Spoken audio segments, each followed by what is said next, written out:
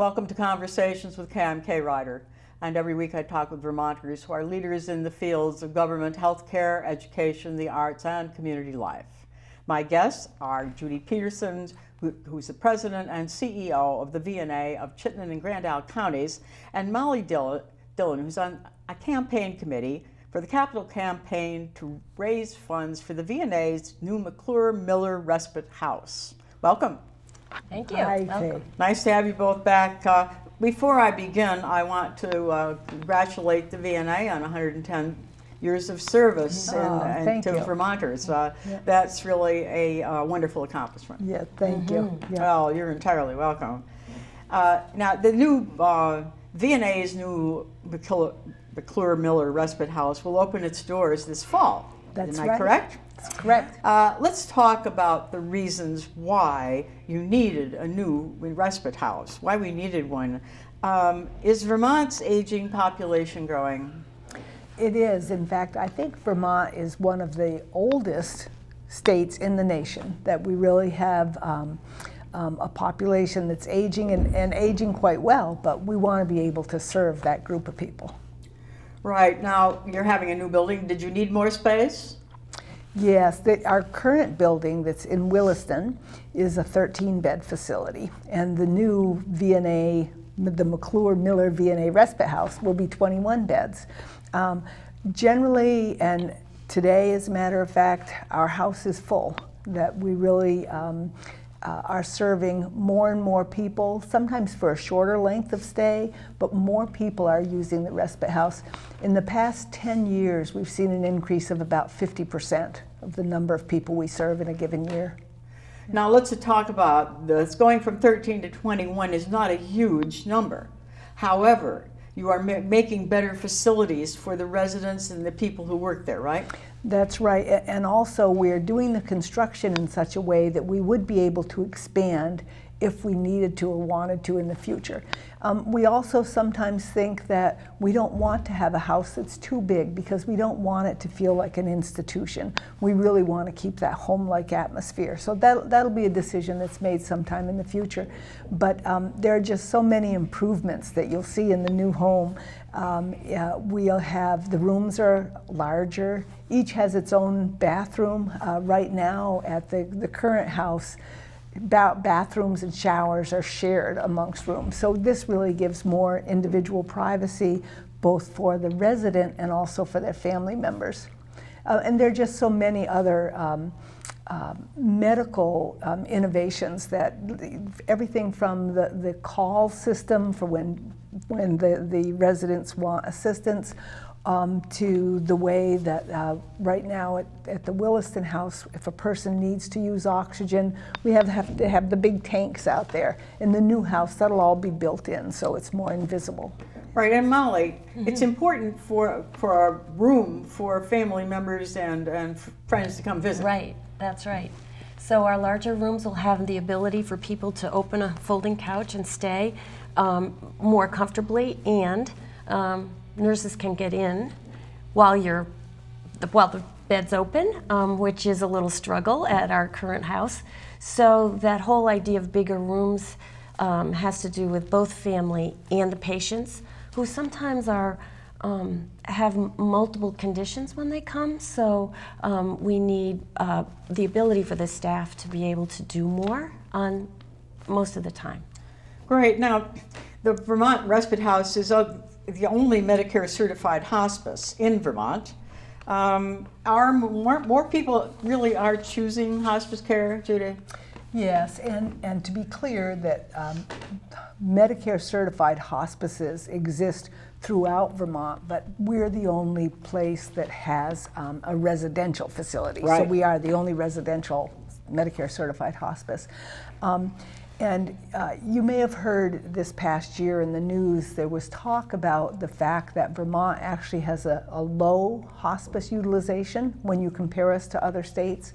So there's a lot of work has been done the past really 2 years to educate people more about the hospice benefit and make hospice more accessible and available to people. So we've seen a significant increase. We see more people needing the services of the inpatient house so that more people are coming to the respite house, but also more people in general in our community. I think in Chittenden County, we had an increase of about 5% just last year. Our VNA hospice alone served about 700 people last year. That's quite a lot of people. Yes, yeah. When you think about it. And you know, the reason for this somewhat is that people don't live near their family now, and you know, the families are far away, and they can't have someone come sometimes when they get very ill. Yeah. So you know, it certainly is a needed service. Yes, yeah. And sometimes care is so complicated. You mentioned this. You know, sometimes care is so complicated that you can't handle it. Right. You just can't deal with it if somebody's at home. Yeah. There's so much we can do in the home, and we do a lot of hospice care for patients and families in their own home, and also in nursing homes, skilled nursing facilities.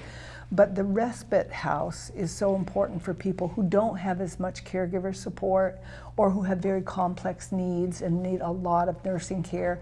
That's when it just can make such a difference for people. Right.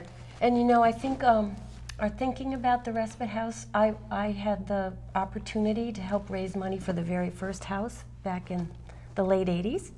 And now we understand that more complicated situations, but also respite care for some of the caregivers who sometimes need a break. Right. So someone doesn't have to be at the respite house permanently or forever. It could be respite for your caregiver. It could be while you get a little bit better, maybe go home. We've really enlarged our thinking about all the kinds of people that might need the house. Mm-hmm. Yeah. Very good point. Where will the new McClure Respite House, Miller, that's a mouthful.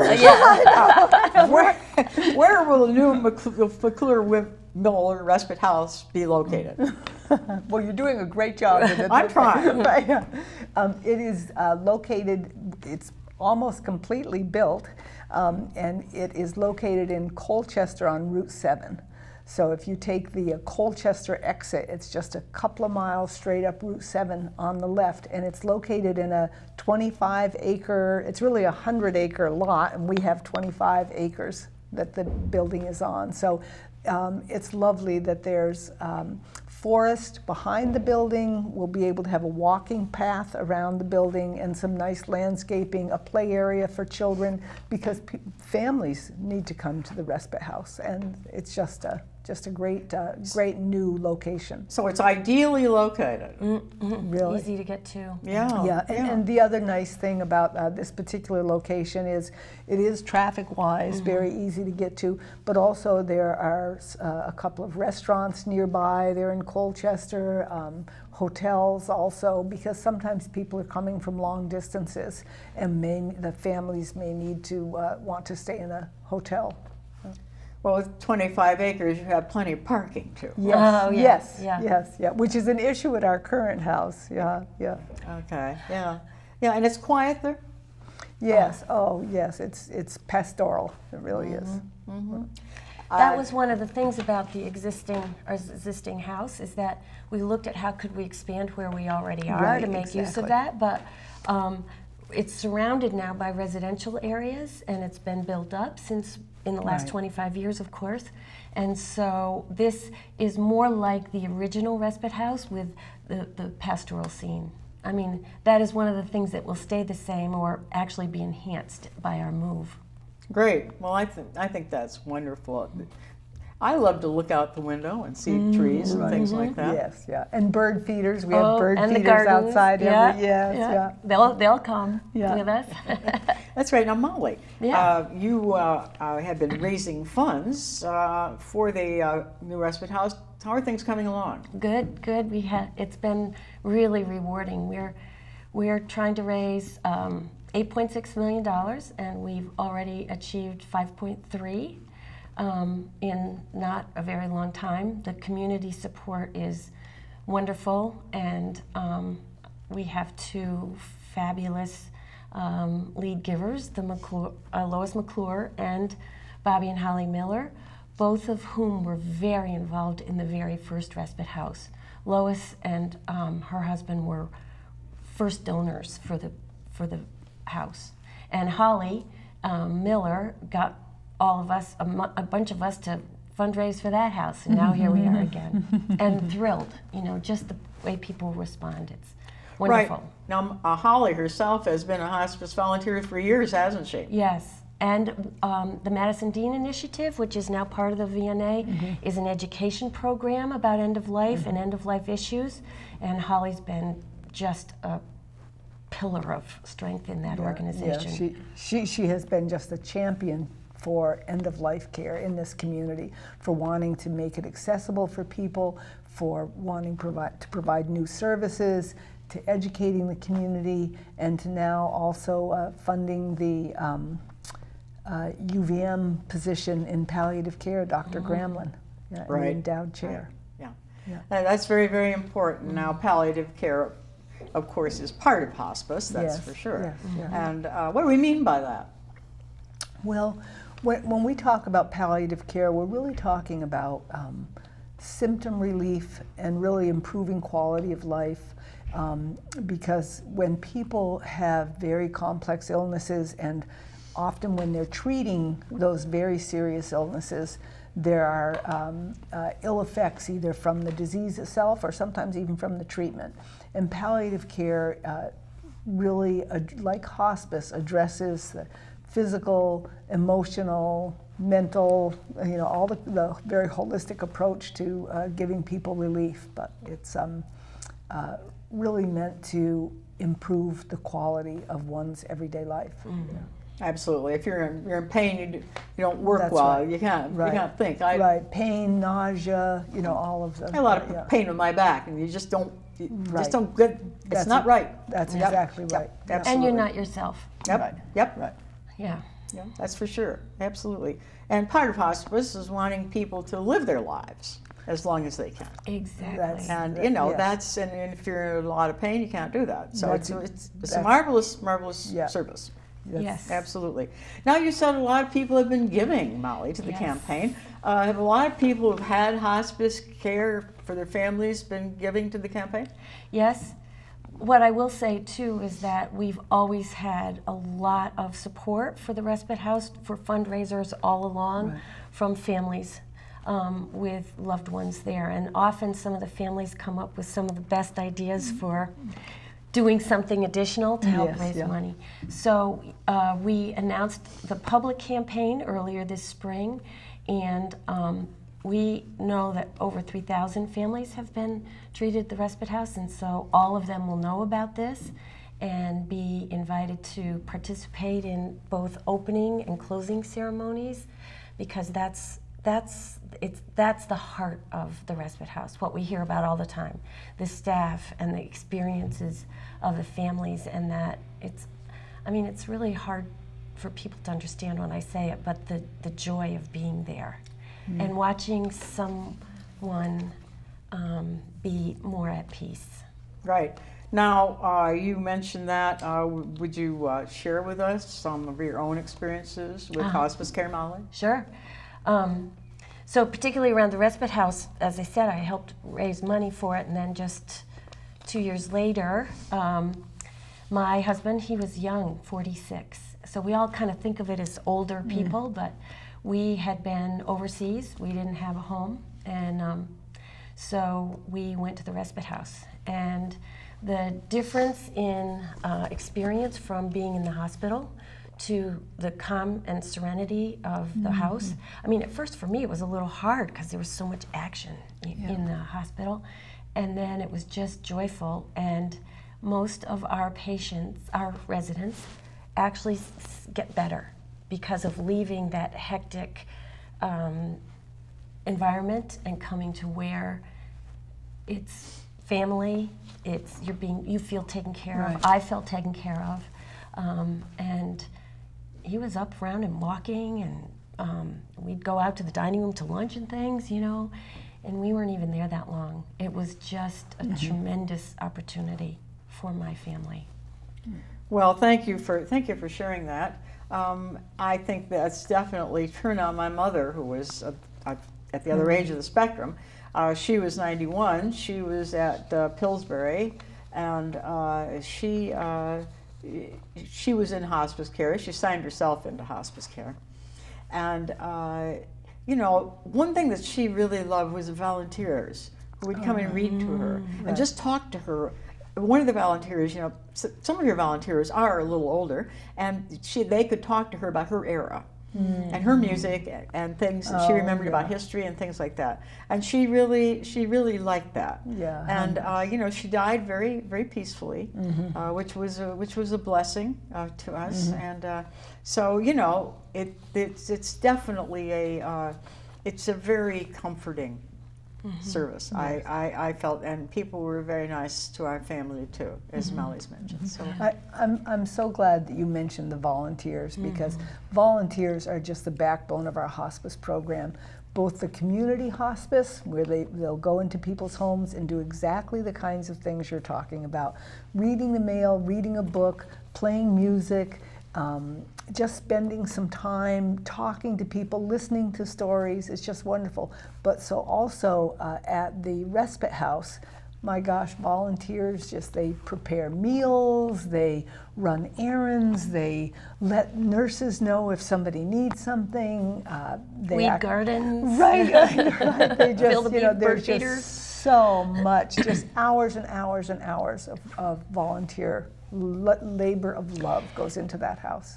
And am I right, Judy? There's something like 600 volunteers? Yes, yeah, throughout the VNA. Yeah. It's incredible. That's really an impressive figure. Yes. It's a marvelous figure. I know you have one super duper volunteer at the respite house, Ducky Donuts, who cooks meals. Yeah, she's fabulous. She's fabulous. Yeah. And there's so many people who've been there for a long, long time. Yeah. It's just right. remarkable. I mean, you hear people say, well, when people call me up and ask if I can do something, I say, sure, any day but Tuesday. Tuesday's my respite house day. Isn't that interesting? Yeah. Ducky told me she fixes Christmas dinner or something like that. She's superwoman. Yes. Now, the VNA has provided hospice care for at the respite center for over 25 years. As you move into the McClure Miller Respite Center, what will be different? Well, certain things will be different in that we'll have such an updated facility. So there are things that will, we believe will improve care. Things like having a larger, better organized med room for the nurses where they'll keep the medications and prepare treatments, pardon me, those kinds of things. So there are those background improvements in the medical care that we're able to provide. But then the other differences will be some of the things we've mentioned, the larger rooms, the bathroom and shower in every room, roll-in showers, the lovely outdoor. So there's so much that, when we began designing the new home, we were very careful to do focus groups with families who had used the respite house. We visited other houses in other parts of the country. We talked to our volunteers, our staff, because we wanted to make sure that we captured everything that really works well. We wanted to save all of the things that make the respite house what it is. So all that hominess and the homemade meals and the bird feeders and the mural. We have a mural that was painted by Holly Miller's mother that's going to come with us to the new house. So there are so many things that we wanted to capture, and then we wanted to make sure that we do the improvements, but still make sure that we maintain that homey, loving, really caregiving atmosphere. So that's what won't change. Right. Right. And that's very important. The front of the house is set up very similar to this current respite house. So, walking in, that friendly feeling like it's a home, a living room, family eating. There'll still be a nice reflection room with the stained glass. That's coming with us. All of that is designed for keeping that feeling when you come in, like as much as possible you're walking into a home, your home, and then it's beyond that a little bit down the hall where we have bigger rooms and where the space kind of expands. But all those things are so important mostly the people. And that's one thing that won't change. Right. You have fireplaces. You have And fireplaces? Fireplaces. Oh Yeah. yeah, fireplace. The piano will still be there. Yeah. Little kids' play area. Now it's kind of scattered through the living room, but place to organize some of those toys. But a new thing is skylights, so that we have natural lighting coming through the hallways. So they're just some wonderful touches, architectural touches. Yep, yep. Well, that all sounds great, and I'm glad you're taking some of your artwork with you. I think when people move, they like to take along the things they love, Right. and you have some artwork there that you're going to take along with you, and again, that creates this atmosphere of a home. That's wonderful. It creates some identity about the home too for families like me that were there a while ago. The arc is part of the place.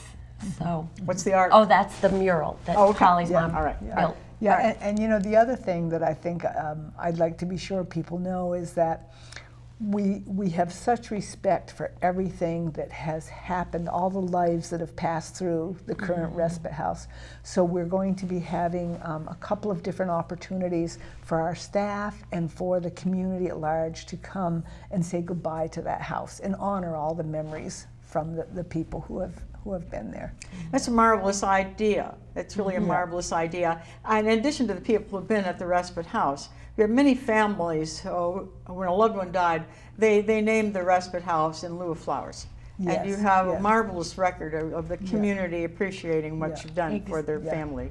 And that's really what has allowed us to continue this service these many years, that it really is the donations and the support from our community, both the monetary support and the volunteer support. That's what makes this all possible. Okay, well that's great. Now, before I forget about this, where would someone call to find out more about VNA hospice care and the McClure Miller Respite House and the campaign? And the campaign. And the campaign. Yeah.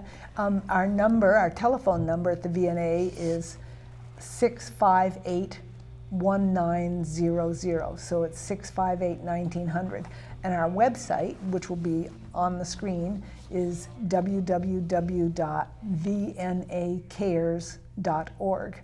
And either of those would be fine ways to get in touch. There's information on the website about the campaign, a special page for the respite house, and how to contact us. Okay.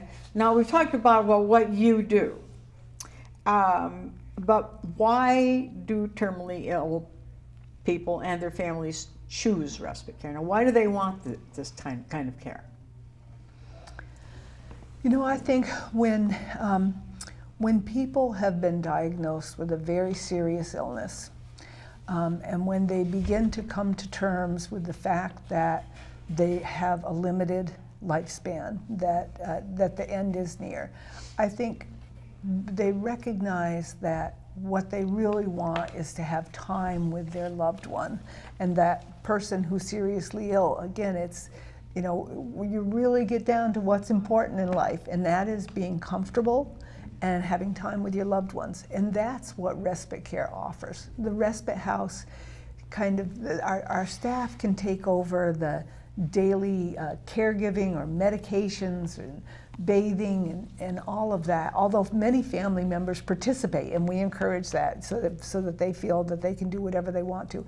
But it does relieve the family members of the burden of caregiving so they can spend that quality time with their loved one and really have the kind of conversations they want to have and laugh about the things that they want to remember from their lives. It's really